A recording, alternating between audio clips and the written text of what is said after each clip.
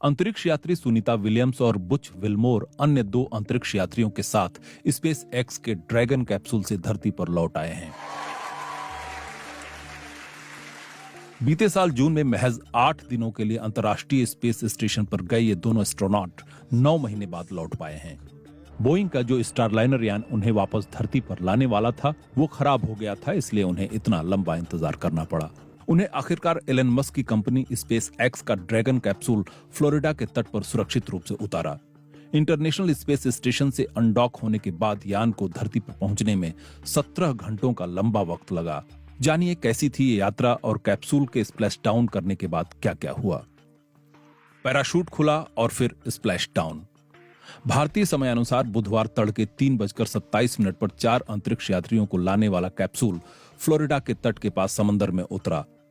समंदर के सतह पर आने के बाद कंट्रोल सेंटर की ओर से अंतरिक्ष यात्रियों का स्वागत करते हुए कहा गया, निक, एलेक, बुच, सुनी, स्पेस एक्स की ओर से घर वापस आने का स्वागत है। कमांडर निक हेग ने खुशी जाहिर करते हुए जवाब दिया, कैप्सूल में सभी के चेहरे पर मुस्कुराहट है। स्प्लैश डाउन से ठीक पहले क्या हुआ? पृथ्वी के वायुमंडल में प्रवेश करते समय ड्रैगन कैप्सूल की रफ्तार 17,000 मील प्रति घंटा थी, जिसे कुछ मिनटों के अंतराल पर तेजी से धीमा किया गया। 2000 डिग्री का तापमान और हीट शील्ड, कितना खतरनाक था यह सफर।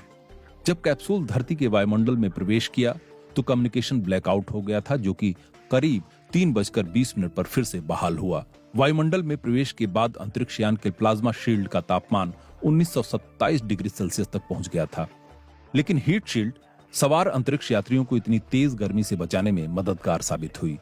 करीब 3:21 पर अंतरिक्ष यान ऑटोनोमस यानी स्वचालित हो गया था, यानी अंतरिक्ष यात्री इसे नियंत्रित नहीं कर रहे थे। इस दौरान उनके सामने लगे टच स्क्रीन पर वे सारी गतिविधियों को देख पा रहे थे। करीब 3:24 पर पहले ड्रैगन कैप्सूल के 2 पैराशूट खुले, जिससे इसकी रफ्तार और धीमी हो गई। इस दौरान एक जोर का झटका लगा और कैप्सूल की रफ्तार और धीमी हो गई। इसके बाद 2 और पैराशूट खुले। समंदर में उतरने के बाद क्या हुआ? जिस समय कैप्सूल समंदर में उतरा उसके ठीक बाद ही पानी में कैप्सूल के चारों ओर डॉल्फिन चक्कर लगाती हुई तैरती दिखीं। मौके पर मौजूद रिकवरी टीम फास्ट बोट से कैप्सूल तक पहुंची और पहले सुरक्षा का जायजा लिया और फिर पैराशूट को हटाया।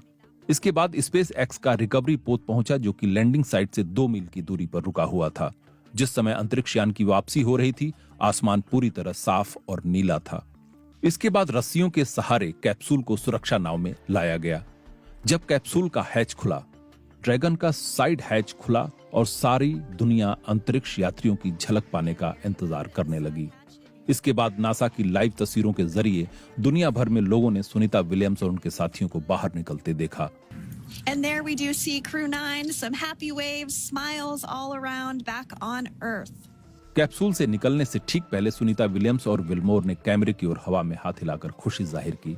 अंतरिक्ष में करीब 286 दिन बिताने के बाद सुनीता विलियम्स और बुच विल्मोर ने धरती पर ताजा हवा में सांस ली। करीब 9 महीने तक इंटरनेशनल स्पेस स्टेशन पर रहते हुए इन दोनों यात्रियों ने हर दिन 16 बार सूर्योदय और सूर्यास्त देखा और अंदाजा लगाया जा सकता है कि इससे तालमेल बिठाना उनके लिए कितना चुनौतीपूर्ण रहा होगा।